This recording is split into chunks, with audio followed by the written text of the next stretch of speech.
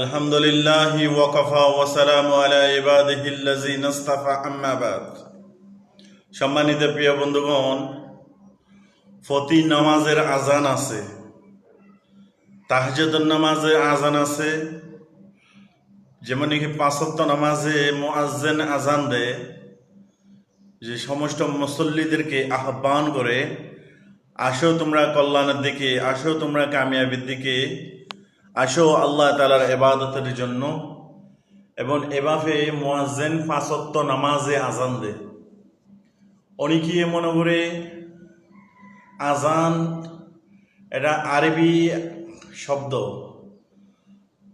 কিন্তু আজানের অর্থগুলো তারা না বোঝার কারণে এরা মসজিদে আসে না। আজান শোনার পরেও অবহেলা করে নিজে গড়ে কাজ কারবারে, ফ্যাক্টরিতে, চাকরিতে, ব্যবসাতে এরা নিজের কাজকে গুরুত্ব দেয়, কিন্তু আজানকে গুরুত্ব দেয় না, মসজিদে চলে আসে না।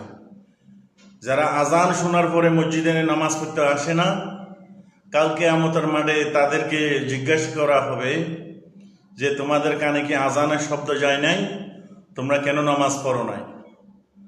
তখন বর্তমান জমানার যে অবস্থা, চতুর্দাহ থেকে আজানের ধ্বনি কানে আসে, কেউ বলতে পারবে না যে আমি আজানের শব্দ শুনি নাই, এই জন্য আমি নামাজ পড়ি নাই।